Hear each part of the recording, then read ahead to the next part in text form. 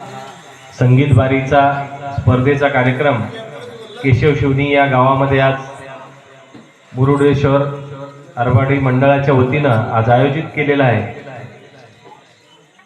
खरं तर हा पवित्र असा श्रावण महिना आहे आणि देवशयनी आषाढी एकादशी जी असते, आषाढी एकादशी, देवशयनी एकादशीला विष्णुदेव हे निद्रासनात जातात आणि देव उठणी म्हणजे कार्तिकी एकादशीला विष्णुदेव निद्रेमधून जागे होतात आणि या 4 महिन्यामध्ये याला चातुर्मास म्हणतात आणि त्या चातुर्मासामध्ये भगवान महादेवाला संपूर्ण सृष्टीची जबाबदारी, रक्षणाची, निर्मितीची सर्व जबाबदारी ही भगवान शंकराकडे असते।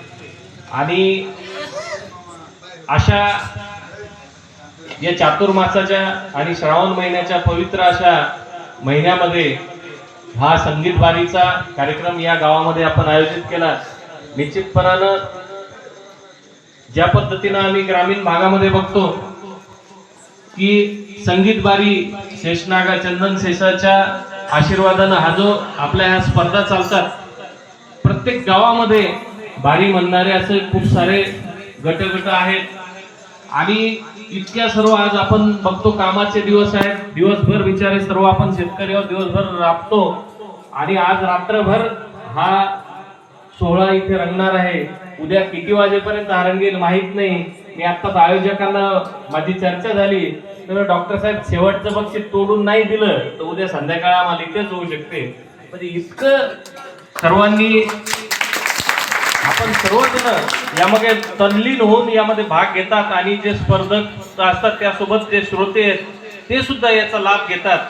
आणि म्हणून अशा स्पर्धा ग्रामीण भागातील ज्या लोकांचं ज्यांच्यामध्ये काही गुण आहेत ते गुण या संगीत बारीच्या या वेगवेगळ्या स्पर्धेच्या माध्यमातून ते बाहेर येत असतात आणि अशा प्रकारच्या स्पर्धा वेगवेगळ्या गावांमध्ये मोठ्या स्तरावर आयोजित केल्या पाहिजे।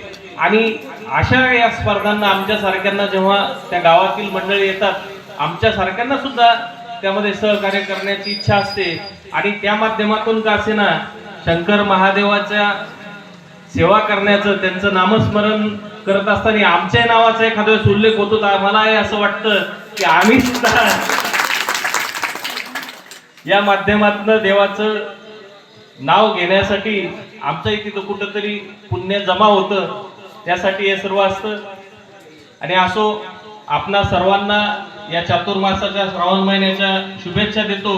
आणि आपण सर्व शेतकरी बांधव आज आमच्या देऊळगावच्या परिसरामध्ये खूप चांगला जोराचा पाऊस झाला आणि ही सर्व तुमचं आजची स्पर्धा संपल्यानंतर या परिसरामध्ये सुद्धा शेतकऱ्यांना दिलासा मिळेल असा चांगला पाऊस व्हावा अशी ईश्वर चरणी, केशव राजाच्या चरणी प्रार्थना करतो आणि आपणा सर्वांना पुन्हा या स्पर्धेच्या शुभेच्छा देतो।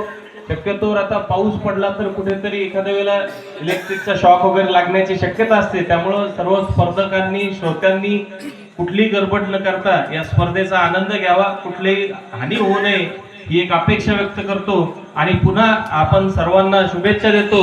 आणि या मुरुडेश्वर आरबाडी मंडळाच्या वतीनं त्यांनी मला आमंत्रित केलं, माझा सन्मान केला, 2 शब्द बोलण्याची संधी दिली, त्यांचं सुद्धा मनपूर्वक आभार मानतो आणि थांबतो।